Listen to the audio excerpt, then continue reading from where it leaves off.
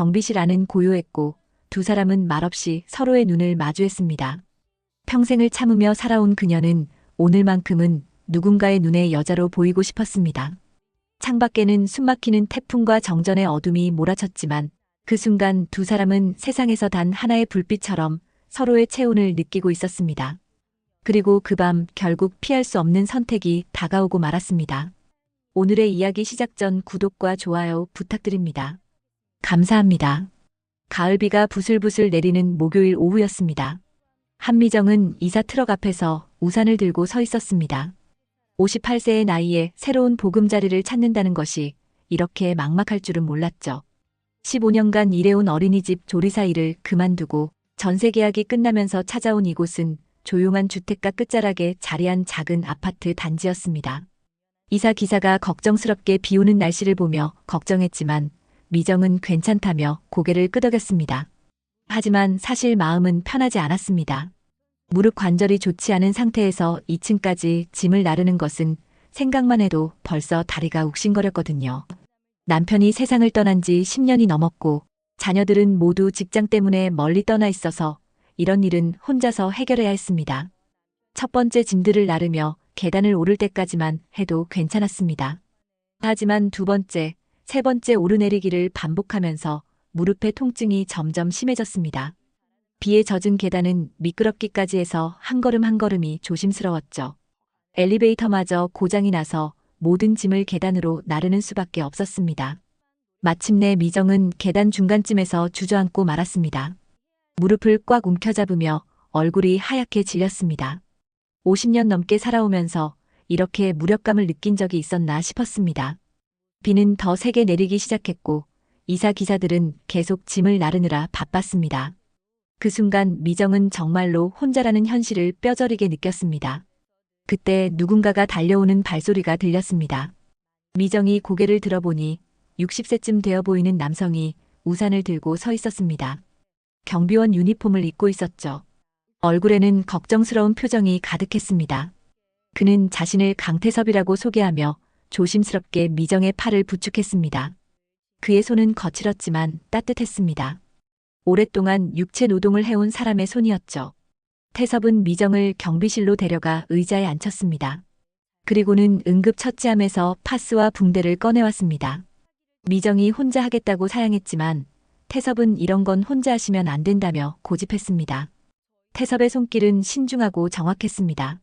마치 이런 일에 익숙한 사람처럼 무릎 주변의 혀를 꾹꾹 눌러주었습니다. 따뜻한 손길이 아픈 곳에 닿자 미정은 조금씩 편안해지는 것을 느꼈습니다. 미정이 어떻게 이런 응급처치까지 아느냐고 물으니 태섭은 옛날에 공사장에서 일할 때 배웠다고 담담하게 대답했습니다. 다친 사람들이 워낙 많아서 자연스럽게 익히게 되었다는 것이었죠. 그의 말투에는 자랑스러워하는 기색도 과시하는 느낌도 없었습니다. 그냥 자연스럽게 해야 할 일을 하고 있을 뿐이었습니다. 태섭은 엘리베이터가 고장나서 짐 옮기기 힘들다는 것을 알고는 자신이 도와주겠다고 나섰습니다. 미정이 괜찮다고 사양했지만 태섭은 주민을 챙기는 게 자신의 일이라며 단호하게 말했습니다. 그리고는 진짜로 이사 기사들에게 가서 함께 짐을 나르기 시작했습니다.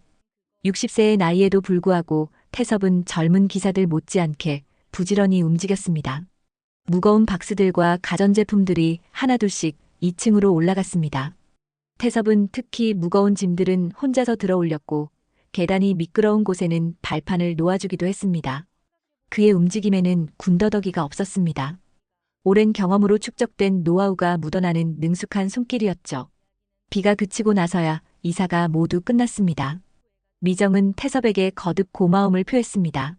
정말 태섭 덕분이라며 혼자였으면 어떻게 했을지 모르겠다고 말했죠. 태섭은 수줍게 웃으며 당연한 일을 했을 뿐이라고 손을 흔들었습니다. 그 모습을 보며 미정은 마음이 따뜻해지는 것을 느꼈습니다. 앞으로 뭔가 불편한 일이 있으면 언제든지 경비실로 오라는 태섭의 말에 미정은 진심 어린 감사의 마음을 전했습니다. 낯선 곳에서 혼자가 아니구나, 이런 좋은 분이 계시는구나 하는 안도감이 밀려왔죠. 그날 밤 미정은 새 집에서 첫날을 보내며 창문 너머로 경비실의 불빛을 바라봤습니다. 태섭이 아직도 근무 중인 것 같았습니다. 따뜻한 불빛이 어둠 속에서 반짝이고 있었죠. 마음 한편이 든든했습니다. 이 아파트에 이사 오길 잘했다는 생각이 들었습니다. 처음으로 이곳이 진짜 집 같다는 느낌이 들었거든요. 이사 온 지 사흘이 지난 일요일 저녁이었습니다. 미정은 온라인으로 주문했던 무릎 관절에 좋다는 건강식품 택배를 기다리고 있었습니다. 배송 알림 문자로는 이미 도착했다고 나와 있었는데 아무리 찾아봐도 집 앞에서 택배를 찾을 수 없었습니다. 처음에는 다른 집에 잘못 배달됐나 싶어서 같은 층 이웃들에게 물어봤지만 아무도 모른다는 답변만 돌아왔습니다. 미정은 혹시 자신이 실수했나 싶어 몇 번이고 집 주변을 살펴봤지만 역시 소용없었습니다. 건강식품이라고 해봐야 5만 원 정도의 작은 금액이었지만 혼자 사는 노인에게는 결코 작은 돈이 아니었습니다. 고민 끝에 미정은 경비실로 향했습니다.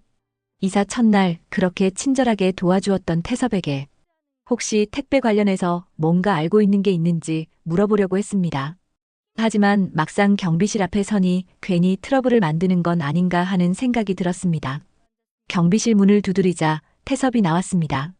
미정을 보자 반가운 표정을 지으며 무릎은 괜찮아졌는지 물었습니다. 미정은 고마워하며 택배 분실건을 조심스럽게 꺼냈습니다. 혹시 자신이 괜한 일로 소란을 피우는 건 아닌지 걱정된다는 말도 덧붙였습니다. 아, 그런 일이 있으셨군요. 요즘 단지에서 택배 분실 신고가 종종 들어오고 있어요. 태섭의 말에 미정은 깜짝 놀랐습니다. 자신만의 문제가 아니었던 것입니다. 태섭은 최근 한 달 사이에 비슷한 신고가 대여섯 건 정도 들어왔다고 설명했습니다. 주로 소형 택배들이 사라지는 경우가 많았다고 했습니다.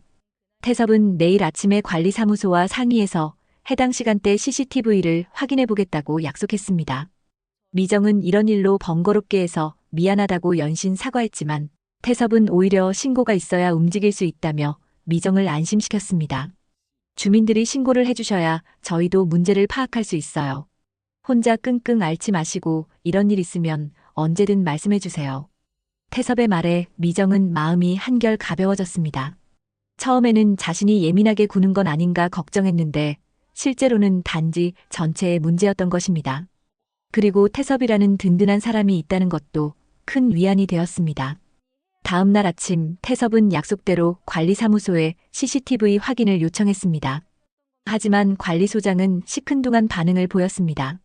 몇만 원짜리 택배 때문에 그렇게까지 할 필요가 있느냐는 식이었습니다. 그래도 태섭이 계속 요청하자 마지못해 해당 시간대 영상을 확인해 보기로 했습니다. CCTV 영상을 확인한 결과 의외의 사실이 드러났습니다. 택배 기사가 미정의 집 앞에 택배를 놓고 간 것은 분명했는데 1시간 후쯤 다른 사람이 와서 그 택배를 가져가는 모습이 찍혀 있었습니다. 하지만 영상의 화질이 좋지 않아서 누구인지는 정확히 알아볼 수 없었습니다. 관리소장은 이 정도로는 뭘 할 수 없다며 그냥 넘어가자고 했습니다. 하지만 태섭은 포기하지 않았습니다. 다른 시간대 영상들도 더 확인해보고 택배 기사에게도 문의해보겠다고 했습니다. 미정 한 사람의 문제가 아니라 단지 전체 주민들의 안전과 관련된 문제라는 것이었습니다. 그날 저녁 태섭은 미정에게 경과를 보고했습니다. 아직 범인을 찾지는 못했지만 분명히 누군가가 고의로 가져간 것이라고 확신한다고 했습니다. 그리고 앞으로 더 주의 깊게 살펴보겠다고 약속했습니다. 미정은 택배 하나 때문에 이렇게까지 애써주는 태섭에게 고마움을 느꼈습니다.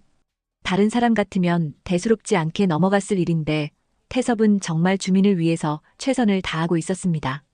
그의 성실함과 책임감이 미정의 마음에 깊은 인상을 남겼습니다. 며칠이 지나면서 미정은 택배를 받을 때 더 조심하게 되었습니다. 그리고 경비실을 지날 때마다 태섭과 인사를 나누게 되었습니다.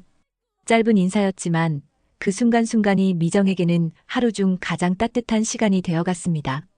혼자 사는 일상 속에서 누군가가 자신을 챙겨준다는 느낌, 그것만으로도 충분히 위로가 되었습니다. 그로부터 2주일 후 여름 태풍이 몰아치는 밤이었습니다.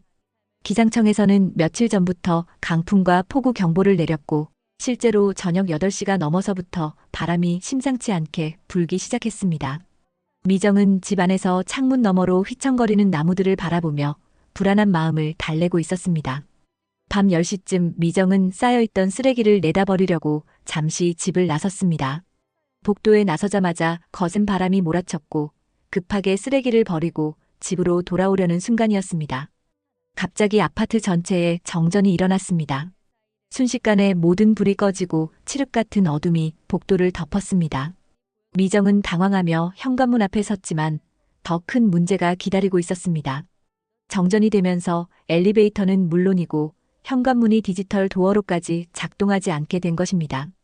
아무리 비밀번호를 눌러봐도 문이 열리지 않았습니다. 휴대폰과 지갑은 모두 집안에 두고 나온 상태였습니다. 게다가 급하게 나오느라 얇은 잠옷 차림이어서 점점 추위가 몰려왔습니다. 설상가상으로 젖은 계단에서 발까지 헛디뎠습니다.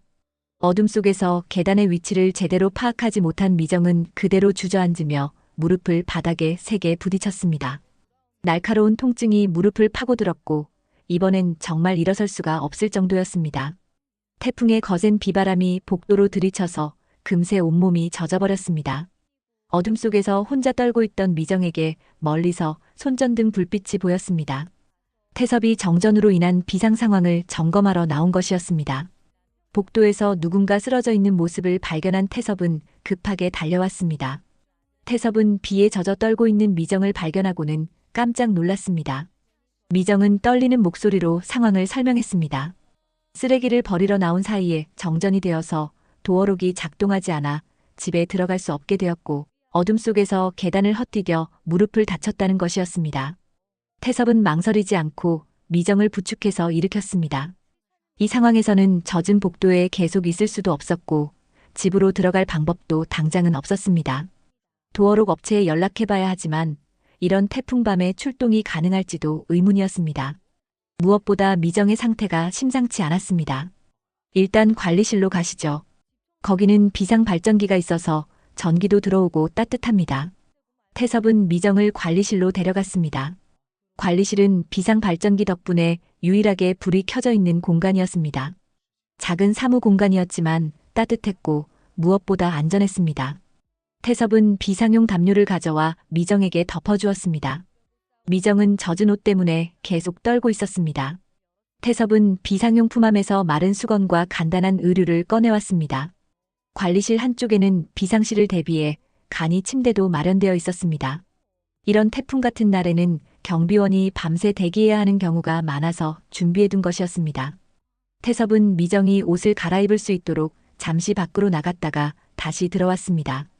그리고는 응급 처치함을 가져와서 미정의 무릎 상처를 살펴봤습니다. 다행히 크게 다치지는 않았지만 부어오르고 있어서 냉찜질이 필요한 상태였습니다.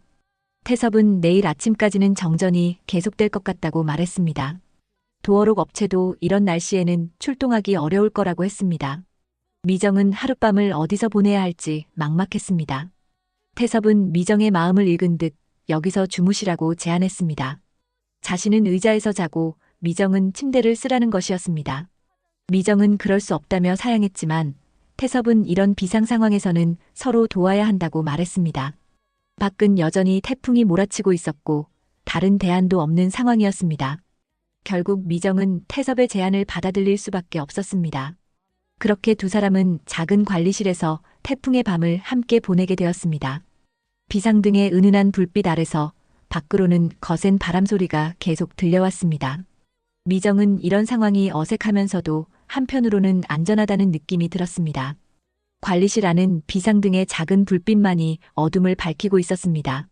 밖에서는 여전히 태풍이 몰아치고 있었고 창문을 때리는 빗소리가 마치 북소리처럼 울려 퍼졌습니다. 미정은 간이 침대에 누워 있었지만 잠이 오지 않았습니다. 무릎에 통증도 있었지만 무엇보다 이런 상황 자체가 너무 낯설었습니다. 태섭은 의자에 앉아서 미정의 무릎에 냉찜질용 얼음 주머니를 올려주고 있었습니다. 그의 손길은 조심스러우면서도 능숙했습니다. 간간히 얼음 주머니의 위치를 바꿔주고 너무 차갑지 않은지 확인해 주었습니다. 무릎이 많이 아프시죠? 젊을 때 다친 적이 있으세요? 태섭의 물음에 미정은 고개를 끄덕였습니다. 어린이집에서 오랫동안 서서 일하다 보니 무릎이 많이 상했다고 말했습니다. 특히 무거운 솥을 들고 옮기는 일이 많아서 관절에 무리가 많이 갔다고 했습니다. 미정은 자신의 이야기를 하면서 문득 태섭이 궁금해졌습니다. 이렇게 친절하고 세심한 사람이 어떤 삶을 살아왔을까 하는 생각이 들었습니다. 조심스럽게 태섭에게 가족 이야기를 물어봤습니다.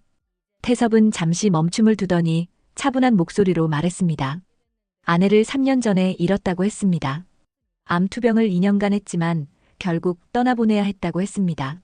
아들은 하나 있지만 부산에서 직장을 다니고 있어서 자주 만나지는 못한다고 했습니다. 그래서 이 일을 시작했어요. 집에 혼자 있으면 자꾸 생각이 많아져서요. 주민들을 챙기고 필요한 일들을 하다 보면 하루가 금방 지나가더라고요. 태섭의 말에서 깊은 외로움이 느껴졌습니다. 미정도 남편을 잃은 지 10년이 넘었기 때문에 그 마음을 충분히 이해할 수 있었습니다. 혼자 사는 노년의 외로움, 그것은 겪어보지 않은 사람은 모르는 깊은 아픔이었습니다. 저도 그래요. 남편이 세상을 떠난 후로 정말 하루하루가 길더라고요.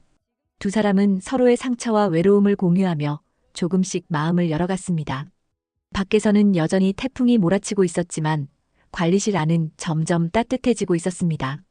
단순히 난방 때문이 아니라 두 사람 사이에 흐르는 온기 때문이었습니다. 시간이 흘러 새벽 2시쯤 되었을 때 미정의 무릎 통증이 다시 심해졌습니다.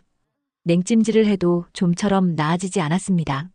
태섭은 온찜질을 해보자며 비상용품함에서 핫팩을 꺼내왔습니다. 그리고는 미정의 무릎 주변을 부드럽게 마사지해주기 시작했습니다. 태섭의 손길은 따뜻하고 부드러웠습니다. 오랫동안 누군가의 손길을 받아본 적이 없던 미정에게는 그 자체만으로도 큰 위로가 되었습니다. 육체적인 아픔뿐만 아니라 마음의 아픔까지도 서서히 녹아내리는 것 같았습니다. 이렇게 꽉 차는 느낌, 정말 오랫동안 잊고 살았구나. 미정은 자신도 모르게 중얼거렸습니다. 가슴이 따뜻해지고 마음이 가득 찬 느낌이었습니다. 10년 넘게 혼자 살면서 잊고 지냈던 감정이었습니다. 태섭도 미정의 말에 깊이 공감했습니다. 아내를 떠나보낸 후 마음 한편이 항상 텅 비어있는 느낌이었는데 오늘 밤 처음으로 그 빈자리가 조금씩 채워지는 것 같았습니다. 두 사람은 서로를 바라보며 말없이 앉아 있었습니다. 비상등의 희미한 불빛이 그들의 얼굴을 은은하게 비추고 있었습니다. 밖에 태풍 소리는 점점 작아지고 있었지만 두 사람의 마음속에는 새로운 감정의 폭풍이 일고 있었습니다. 미정이 먼저 손을 내밀었습니다. 태섭은 그 손을 조심스럽게 잡았습니다. 두 사람의 손이 맞닿는 순간 마치 전기가 흐르는 것 같은 느낌이었습니다. 오랫동안 메말랐던 마음이 다시 살아나는 것 같았습니다. 그렇게 두 사람은 손을 잡고 앉아 있다가 자연스럽게 서로를 껴안게 되었습니다. 그것은 동정이나 위로가 아닌 진정한 사랑의 시작이었습니다. 50대 후반의 나이에 다시 찾아온 사랑이었습니다. 태풍이 지나가고 새벽이 밝아올 때까지 두 사람은 서로의 온기를 나누며 그 소중한 시간을 보냈습니다. 관리실의 작은 공간이 그들에게는 세상에서 가장 따뜻한 곳이 되었습니다. 태풍이 지나간 지 사흘 후 평소보다 부지런히 움직이는 광말순의 모습이 아파트 곳곳에서 목격되었습니다. 63살의 광말순은 같은 동에 사는 이웃으로 입이 빠르기로 소문난 사람이었습니다. 그날도 마트에서 장을 보다가 만난 이웃들에게 의미심장한 말을 꺼냈습니다. 그 태풍 오던 날 밤에 말이야, 관리실에 불빛이 깜빡깜빡하더라고요. 광말순은 마치 중요한 비밀을 공개하는 듯한 표정으로 말했습니다. 자신이 새벽에 잠 깨서 창문으로 내려다봤는데 아파트 전체가 캄캄한데 관리실에서만 비상등 불빛이 보였다는 것이었습니다. 그런데 그 불빛이 평소와 달리 계속 움직이는 것 같았다고 덧붙였습니다. 이야기를 들은 이웃들은 처음에는 별일 아니라는 반응을 보였습니다. 관리실에는 비상 발전기가 있으니까 불이 들어올 수 있고 경비원이 비상 상황을 점검하느라 움직였을 거라고 생각했거든요. 하지만 광말순은 거기서 멈추지 않았습니다. 근데 새벽 내내 불빛이 계속 있었어요. 그리고 창문 쪽으로 그림자가 2개나 보이더라고요. 하나는 경비 아저씨 같았고 다른 하나는 여자 같았어요. 광말순의 말에 이웃들의 표정이 조금씩 변하기 시작했습니다. 단순한 비상 대응이 아니라 뭔가 다른 의미가 있었을 거라는 추측이 나오기 시작한 것입니다. 광말순은 자신의 말이 관심을 끌고 있다는 것을 느끼고는 더욱 구체적으로 이야기했습니다. 아무리 태풍이라고 해도 여자가 관리실에서 밤새 있을 이유가 있나요? 그것도 경비 아저씨랑 둘이서요. 며칠이 지나면서 이 이야기는 입에서 입으로 전해지며 점점 과장되어 갔습니다. 처음에는 단순히 관리실에 불빛이 있었다는 이야기였는데 나중에는 경비원과 어떤 여자가 밤새 함께 있었다는 식으로 바뀌었습니다. 그리고 그 여자가 최근에 이사 온 한미정일 거라는 추측까지 나왔습니다. 소문은 엘리베이터 안에서, 아파트 입구에서, 마트에서 만날 때마다 조금씩 살이 붙어갔습니다. 누군가는 미정이 젊은 시절 미인이었을 거라고 말했고 또 누군가는 경비원이 혼자 사는 여자를 노린 것 같다고 수군거렸습니다. 심지어는 둘이 이미 연인 사이가 아니냐는 말까지 나왔습니다. 미정은 처음에는 이런 소문이 도는 것을 전혀 몰랐습니다. 평소 이웃들과 깊은 교류가 없었고 장을 볼 때도 간단히 인사만 하고 지나치는 정도였거든요. 하지만 점차 이웃들의 시선이 달라지는 것을 느끼기 시작했습니다. 마트에서 장을 볼 때 사람들이 자신을 보며 수군거리는 것이 들렸고 엘리베이터에서 만나도 예전처럼 자연스럽게 인사하지 않았습니다. 심지어 일부러 고개를 돌리는 사람들도 있었습니다. 미정은 무슨 일인지 몰라서 당황스러웠습니다. 태섭도 비슷한 상황이었습니다. 평소 주민들이 반갑게 인사하던 것과 달리 요즘에는 어색한 분위기가 느껴졌습니다. 특히 일부 남자 주민들은 태섭을 보는 눈빛이 곱지 않았습니다. 하지만 태섭도 정확한 이유를 알지 못했습니다. 소문이 절정에 달한 것은 일주일 후였습니다. 입주자 대표인 김 회장이 관리소장에게 이 문제를 제기한 것입니다. 주민들 사이에서 경비원의 부적절한 행동에 대한 이야기가 나돌고 있다며 관리사무소에서 조치를 취해야 한다고 압박했습니다. 관리소장은 처음에는 단순한 소문이라며 대수롭지 않게 여겼습니다.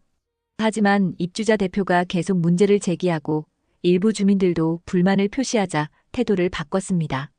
아파트 관리에 대한 주민들의 신뢰에 문제가 생길 수 있다고 판단한 것입니다. 결국 관리소장은 태섭을 불러서 해명을 요구했습니다. 태섭은 그때서야 어떤 소문이 도는지 알게 되었습니다. 태풍밤에 관리실에서 미정과 함께 있었던 것이 문제가 된다는 것이었습니다. 태섭은 당시 상황을 자세히 설명했습니다. 미정이 정전으로 인해 집에 들어가지 못하고 다쳐서 어쩔 수 없이 관리실에서 하룻밤을 보낸 것이라고 말했습니다. 순전히 응급 상황이었고 다른 의도는 전혀 없었다고 해명했습니다. 하지만 관리소장은 태섭의 해명을 완전히 받아들이지 않았습니다. 아무리 응급 상황이라고 해도 이성과 밤새 같은 공간에 있었던 것은 부적절했다는 입장이었습니다. 더구나 주민들 사이에 이미 소문이 퍼진 상태에서는 뭔가 조치를 취해야 한다고 말했습니다. 태섭 씨, 상황은 이해하지만 아파트 이미지를 생각해야 합니다. 당분간 정직 처분을 받으셔야겠어요. 관리소장의 말에 태섭은 충격을 받았습니다. 주민을 도와준 일이 오히려 문제가 된다는 것이 믿기지 않았습니다. 하지만 이미 결정된 일이었고 태섭은 일주일간 정직 처분을 받게 되었습니다. 이 소식은 곧 미정에게도 전해졌습니다. 자신 때문에 태섭이 피해를 입었다는 사실에 미정은 깊은 죄책감에 빠졌습니다. 그날 밤의 일이 이렇게 큰 문제가 될 줄은 꿈에도 생각하지 못했습니다. 정직 처분을 받은 태섭이 일주일 만에 복직한 후 아파트 분위기는 여전히 어색했습니다. 소문이 완전히 가라앉지 않은 상태에서 주민들의 시선은 예전과 달랐습니다. 특히 미정을 바라보는 눈빛에는 곱지 않은 감정이 섞여 있었습니다.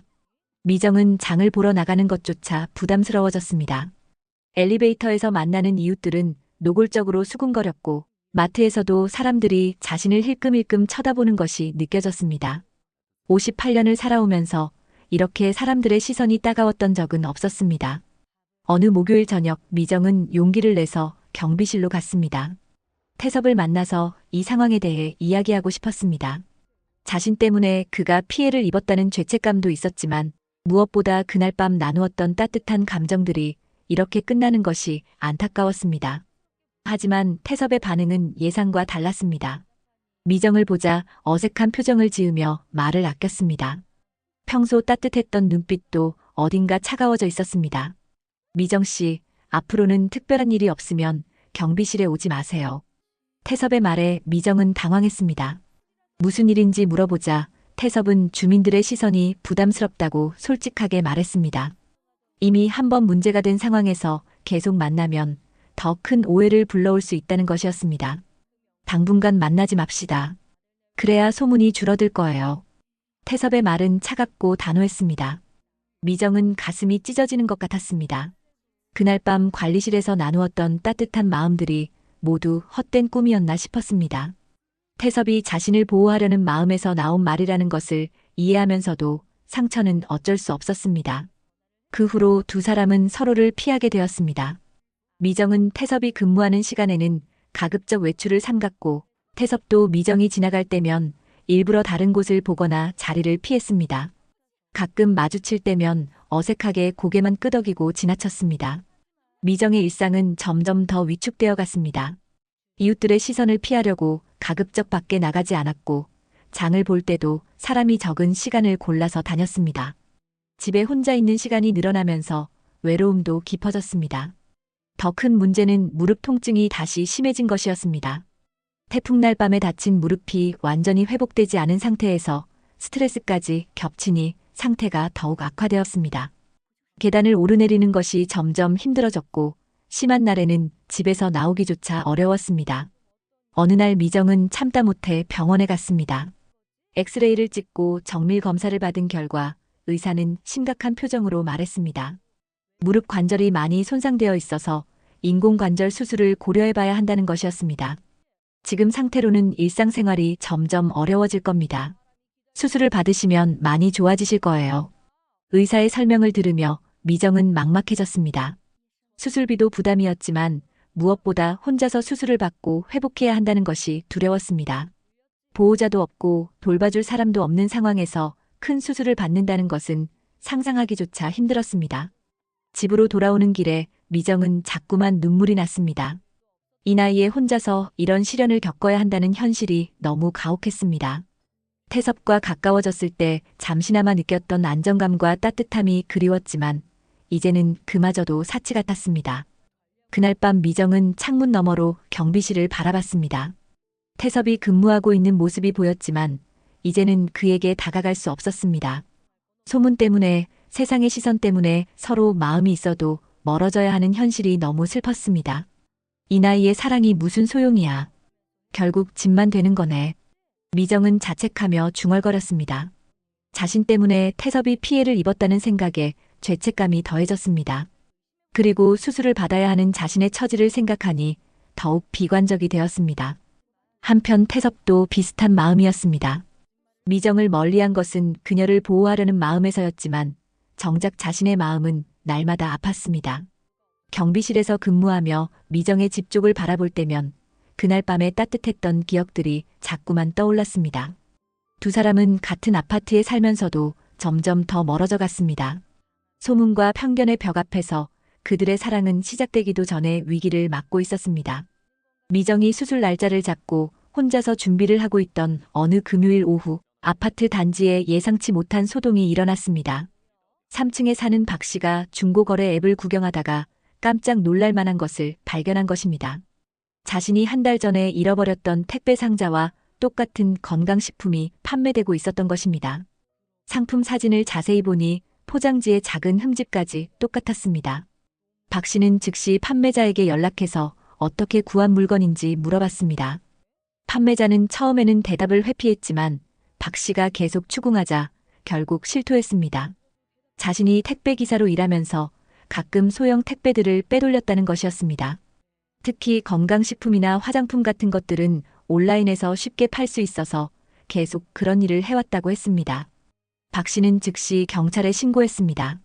경찰이 수사에 나서면서 그동안 단지에서 일어났던 택배 분실 사건들의 실체가 드러나기 시작했습니다. 해당 택배 기사의 중고거래 기록을 조사한 결과 지난 몇 달 동안 수십 건의 택배를 훔쳐서 되판 사실이 확인되었습니다. 경찰은 아파트 관리사무소에 협조를 요청해서 해당 기간의 CCTV 영상들을 모두 확인했습니다. 그 과정에서 택배 기사가 배달을 마친 후 다시 돌아와서 택배를 가져가는 장면들이 여러 차례 포착되었습니다. 미정의 건강식품 택배도 그중 하나였습니다. 더 중요한 것은 태풍이 왔던 그날 밤의 영상도 다시 검토되었다는 점입니다. 경찰은 사건의 정확한 경위를 파악하기 위해 당시 상황을 면밀히 조사했습니다. CCTV 영상을 통해 미정이 쓰레기를 버리러 나왔다가 정전으로 인해 집에 들어가지 못하게 된 상황, 그리고 태섭이 그녀를 발견해서 관리실로 데려간 상황이 고스란히 기록되어 있었습니다. 관리소장은 경찰의 조사 결과를 보고 나서야 그날 밤의 진실을 완전히 이해하게 되었습니다. 태섭과 미정이 관리실에 함께 있었던 것은 순전히 응급 상황 때문이었고, 태섭은 주민의 안전을 위해 최선을 다한 것이었습니다. 조사 결과가 나온 다음 주 월요일, 관리소장은 긴급 입주자 회의를 소집했습니다. 그동안 단지에서 일어났던 택배 분실 사건의 진범이 잡혔고, 경비원에 대한 그동안의 의혹들이 모두 해소되었다고 발표했습니다. 강태섭 경비원은 태풍 당일 응급 상황에서 주민을 구조한 것이었습니다. 그에 대한 정직 처분은 잘못된 것이었고, 즉시 사과를 해야겠습니다. 관리소장의 발표를 들은 주민들은 저마다 다른 반응을 보였습니다. 일부는 미안해하는 기색을 보였지만 여전히 석연치 않다는 표정을 짓는 사람들도 있었습니다. 하지만 적어도 공식적으로는 태섭에 대한 누명이 벗겨진 것이었습니다. 입주자 대표인 김 회장도 어쩔 수 없이 사과의 뜻을 표했습니다. 성급하게 판단해서 경비원에게 피해를 주었다며 앞으로는 정확한 사실 확인 없이 문제를 제기하지 않겠다고 약속했습니다. 가장 당황한 것은 소문을 퍼뜨린 광말순이었습니다. 자신이 본 것이 잘못된 추측이었다는 것이 밝혀지자 체면이 구겨졌습니다. 하지만 이미 퍼진 소문을 되돌리기에는 너무 늦었습니다. 태섭은 회의 자리에서 담담하게 말했습니다. 주민의 안전을 지키는 것이 자신의 임무라고, 같은 상황이 생기면 언제든 다시 그렇게 할 것이라고 했습니다. 그의 말에는 원망이나 분노보다는 묵묵한 책임감이 담겨 있었습니다. 회의가 끝난 후 태섭은 처음으로 당당해진 기분이었습니다. 그동안 주민들의 곱지 않은 시선을 받으며 위축되어 있었는데 이제는 떳떳하게 일할 수 있게 되었습니다. 하지만 마음 한편으로는 미정에 대한 걱정이 여전했습니다. 미정도 이 소식을 전해 들었지만 복잡한 심경이었습니다. 태섭의 누명이 벗겨진 것은 다행이었지만 그동안 받았던 상처들이 쉽게 아물지는 않았습니다. 무엇보다 자신의 건강 문제가 더 심각해진 상황에서 다시 태섭에게 짐이 될까봐 걱정이었습니다. 수술 날짜가 2주일 앞으로 다가온 상황에서 미정은 여전히 혼자서 모든 것을 감당해야 한다는 두려움에 떨고 있었습니다. 진실이 밝혀졌다고 해서 모든 것이 예전으로 돌아갈 수 있을지는 확신할 수 없었습니다. 수술 당일 아침 미정은 혼자서 택시를 타고 병원으로 향했습니다. 가방 하나만 들고 나선 그녀의 뒷모습은 쓸쓸해 보였습니다. 무릎 인공관절 수술은 큰 수술이었고 회복 기간도 길었지만 법적 보호자나 가족 없이 혼자 감당해야 했습니다. 병원 접수를 마치고 수술복으로 갈아입으며 미정은 떨리는 마음을 달래려 애썼습니다. 간호사가 보호자가 있는지 물어봤지만 없다고 대답할 수밖에 없었습니다. 자녀들은 멀리 있어서 당장 올 수 없는 상황이었고 그렇다고 해서 수술을 미룰 수도 없었습니다. 수술실로 들어가기 직전 복도에서 익숙한 목소리가 들렸습니다. 미정 씨, 혼자 오셨어요? 뒤돌아보니 태섭이 서 있었습니다. 평소 입던 경비원 유니폼이 아닌 깔끔한 외출복을 입고 있었습니다. 미정은 깜짝 놀라며 어떻게 여기까지 왔는지 물어봤습니다. 태섭은 미정이 수술을 받는다는 소식을 들었다고 말했습니다. 아파트 주민 중 한 명이 미정이 병원에 가는 모습을 보고 알려준 것이었습니다. 태섭은 법적 보호자는 못 되지만 곁은 자신이 지키겠다고 말했습니다. 저 때문에 힘들어하셨는데 이런 중요한 순간에 혼자 두면 안 되죠. 태섭의 말에 미정은 눈물이 핑 돌았습니다. 그동안 혼자서 감당해야 한다고 생각했던 두려움이 한순간에 사라지는 것 같았습니다. 누군가 자신을 걱정해주고 있다는 사실만으로도 큰 위로가 되었습니다. 수술은 4시간 정도 걸렸습니다. 태섭은 그 시간 동안 수술실 앞에서 기다렸습니다. 간간히 의료진이 나와서 수술 경과를 알려주면 안도의 한숨을 쉬었습니다. 마치 가족을 기다리는 사람처럼 초조해하며 시간을 보냈습니다. 수술이 성공적으로 끝났다는 소식을 들었을 때 태섭은 정말 안심했습니다. 의사는 수술이 잘 되었고 재활만 잘하면 예전보다 훨씬 좋아질 것이라고 말했습니다. 하지만 회복 기간 동안 누군가의 도움이 필요하다고 덧붙였습니다. 미정이 회복실에서 깨어났을 때 제일 먼저 본 것은 태섭의 얼굴이었습니다. 마취에서 깨어나느라 의식이 흐릿했지만 그가 옆에 있다는 것만으로도 마음이 든든했습니다. 이번 기간 동안 태섭은 매일 병원에 와서 미정을 돌봤습니다. 식사를 챙겨주고 재활 운동을 도와주고 병실 청소까지 했습니다. 간병인을 고용하지 않아도 될 정도로 세심하게 챙겨주었습니다. 다른 환자들과 보호자들은 태섭과 미정을 부부로 생각했습니다. 그만큼 태섭의 돌봄은 정성스러웠고 두 사람 사이의 애정이 눈에 보였습니다. 미정도 처음에는 부담스러워했지만 점차 태섭의 마음을 받아들이게 되었습니다. 정말 고마워요. 어떻게 이렇게까지. 미정이 고마워하자 태섭은 당연한 일이라고 말했습니다. 그동안 소문 때문에 거리를 둔 것이 오히려 미안했다고 했습니다. 진짜 중요한 것은 서로를 아끼는 마음이지 다른 사람들의 시선이 아니라는 것을 깨달았다고 했습니다. 2주일 후 미정이 태어날 즈음 태섭의 아들이 부산에서 올라왔습니다. 아버지가 누군가를 특별히 챙기고 있다는 소식을 듣고 궁금해서 온 것이었습니다. 처음에는 걱정스러운 마음이었지만 태섭과 미정을 보고 나서는 생각이 바뀌었습니다. 아버지, 이번엔 행복을 선택하세요. 아들의 말에 태섭은 깊이 감동했습니다. 아내를 떠나보낸 후 3년 동안 혼자 살아왔는데 이제는 새로운 인연을 받아들여도 된다는 허락을 받은 기분이었습니다. 퇴원 후 미정의 집에서 회복 생활이 시작되었습니다. 태섭은 자신의 근무 시간을 조정해서 미정을 돌봤습니다. 재활 운동을 도와주고 집안일을 해주고 병원에 함께 다녔습니다. 때로는 간단한 집 수리도 해주었습니다. 2달 정도 지나자 미정의 무릎은 놀랄 정도로 좋아졌습니다. 예전보다 훨씬 편하게 걸을 수 있게 되었고 계단 오르내리기도 수월해졌습니다. 의사도 회복 속도가 빠르다며 놀라워했습니다. 태섭의 정성스러운 돌봄 덕분이었습니다. 어느 가을 저녁 두 사람은 아파트 옥상에서 석양을 바라보고 있었습니다. 미정은 태섭의 손을 잡으며 말했습니다. 매일이 가슴이 꽉 차서 미칠 듯 벅차요. 그 말에는 행복에 대한 감사함이 담겨 있었습니다.